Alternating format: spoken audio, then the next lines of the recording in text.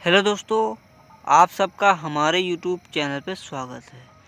तो दोस्तों, आप सब में से बहुत से लोग मुझसे पूछ रहे थे कि अगर हम बीएससी नर्सिंग का या पैरामेडिकल का या फार्मेसी का कोई कोर्स करते हैं तो हमें स्कॉलरशिप कितनी मिलती है। तो इस वीडियो में मैं क्लियर कर देने वाला हूँ कि स्कॉलरशिप कितनी मिलती है।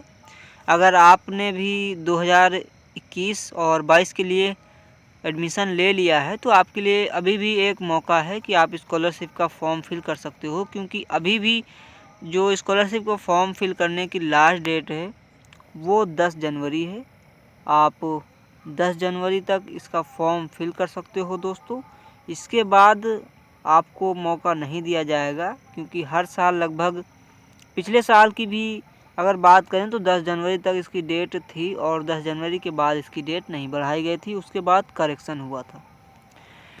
अगर आपने स्कॉलरशिप का फॉर्म भर दिया है और अगर आपकी स्कॉलरशिप के फॉर्म में कोई भी गड़बड़ है या फिर गलती हुई है तो अभी एक और चांस मिलता है आपका फॉर्म में करेक्शन करने का। उस टाइम अगर आप फॉर्म में करेक्शन कर दोगे तो आपकी स्कॉलरशिप आ जाएगी। मैं एक चीज़ और क्लियर कर दूं, अगर कोई एससी का हो या एसटी का हो या फिर ओबीसी जनरल, स्कॉलरशिप लगभग सभी को आती है। बस क्या होता है कि सारी रिक्वायरमेंट जो होती है वो सारी की सारी सही फिल होनी चाहिए। अगर कोई भी रिक्वायरमेंट गलत हुई, एक भी अक्षर, तो वो फिर चाहे एससी हो, एसटी हो, ओबीसी हो या फिर जनरल, किसी भी कैटेगरी का स्टूडेंट हो उसकी स्कॉलरशिप नहीं आएगी।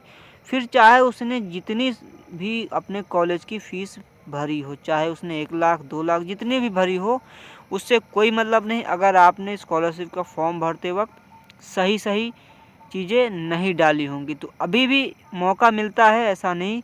तो अभी करेक्शन की डेट आएगी जो कि फरवरी में करेक्शन होता है। अगर आपके फॉर्म में कोई भी गलती हो गई हो तो आप फरवरी के महीने में करेक्शन कर सकते हो।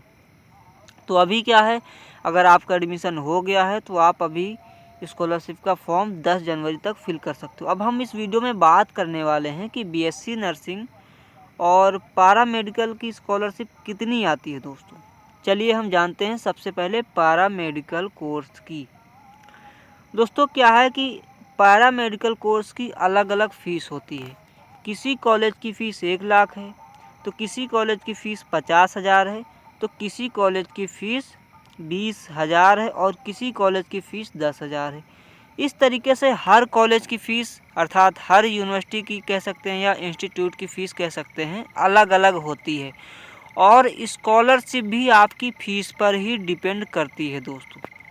अगर आपने फॉर्म भरा, फॉर्म भरते वक्त आपके कॉलेज वालों ने जो फ़ीस मांगी है और वही फ़ीस अगर आप अपने स्कॉलरशिप के फॉर्म में फिल करते हो और कॉलेज वाले भी वही फ़ीस वेबसाइट पर दिखाते हैं कि हम इतनी फ़ीस लेते हैं स्टूडेंट से और आप अपने स्कॉलरशिप के फॉर्म में इतनी ही फ़ीस डलाइए, तो आपकी जो स्कॉलरशिप है उतनी आती है। जैसे अगर कोई कॉलेज है या यूनिवर्सिटी है और वो 50,000 फ़ी पर किसी पारा मेडिकल की लेती है, तो अगर कोई भी स्टूडेंट स्कॉलरशिप का फॉर्म भरता है उसमें फ़ी रिक्वायरमेंट के बारे में मांगा जाता है कि आपके कॉलेज में कितनी फ़ीस पड़ती है।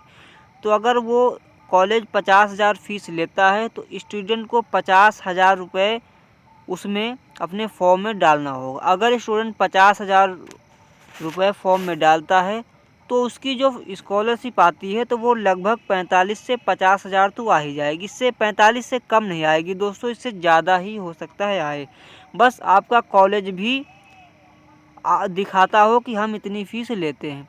वहीं बीएससी नर्सिंग की अगर हम बात करें तो बीएससी नर्सिंग का भी यही सिस्टम है कि आपकी जितनी फ़ीस आपके कॉलेज में पड़ती है, लगती है, उतनी ही आपकी स्कॉलरशिप आती है दोस्तों। अगर आपकी बीएससी नर्सिंग की फ़ीस 1 लाख अगर आपकी लगती है तो आप ये समझ लो कि आपकी कम से कम नहीं 90 से 1 लाख तो आपकी स्कॉलरशिप आ ही जाएगी। बस आपका जो कॉलेज है वो भी 1 लाख फ़ीस दिखाता हो अपनी वेबसाइट पे और अपने सारे डॉक्यूमेंट में। जैसा कि आप सब 1 लाख तो फ़ी पे कर दे, तो बहुत से प्राइवेट कॉलेजों में क्या होता है कि 1 लाख फ़ीस मांग लेते हैं और जब स्कॉलरशिप भरने की बारी आती है तो उसमें कहते हैं आप इतनी फ़ीस मत डलाना, कम ही डलाना। तो क्या होता है, बच्चे की स्कॉलरशिप भी कम आती है। तो इसलिए अगर आपके कॉलेज की फ़ीस 50,000 है और अगर आप 50,000 फ़ीस आप जमा कर रहे हो और फॉर्म में अगर आप 30,000 डालोगे तो 30,000 से ज़्यादा नहीं आएगी। अगर आपकी 50,000 पड़ी हुई है और आप 50,000 ही स्कॉलरशिप के फॉर्म में डालोगे तो आपकी जो स्कॉलरशिप है वो 45 से 50,000 तो आ ही जाती है और हो सकता है इससे ज़्यादा भी आ जाए। फ़िलहाल 45 से कम नहीं आती है।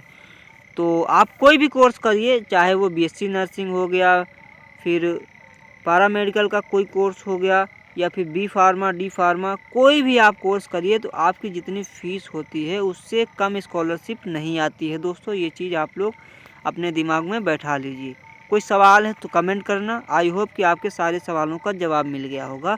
अगर आपने फॉर्म नहीं भरा है तो भर दीजिए। और मैंने शुरू में ही बोल दिया है कि अगर आप फॉर्म को फिल करते हो और आपके फॉर्म फिल करते टाइम और फॉर्म फिल किया, अगर कोई गलती हो गई तो उसे उस टाइम सुधारा जा सकता है, लेकिन फॉर्म लॉक कर देने के बाद जब फाइनल प्रिंट निकल आता है, अगर आपने फाइनल प्रिंट निकल आया उसमें भी आपकी कोई ना कोई गलती है तो फिर आपकी स्कॉलरशिप नहीं आएगी। ये चीज़ आप अपने दिमाग में बैठा लीजिए। ऐसा मत सोचिए कि नहीं आएगी। मैं इसलिए बोल रहा हूँ कि अगर आप बाद में ध्यान नहीं करते हो, अगर आपका कोई चीज़ गलत हो गया है तो बाद में करेक्शन की फिर डेट आती है। दोस्तों ये करेक्शन की डेट जो है वो लगभग फरवरी के महीने में आती है, फरवरी के महीने में आती है। बहुत बच्चों की स्कॉलरशिप आ भी चुकी है और बहुत बच्चों की अभी आएगी। तो करेक्शन डेट जो है वो फरवरी के महीने में आती है। तो आप लोग फरवरी के महीने में विशेष ध्यान रखें। जब भी आएगी तो मैं बता दूंगा अपने इस वीडियो के माध्यम से। तो कोई सवाल है तो कमेंट करना और चैनल सब्सक्राइब नहीं किया तो चैनल सब्सक्राइब करना।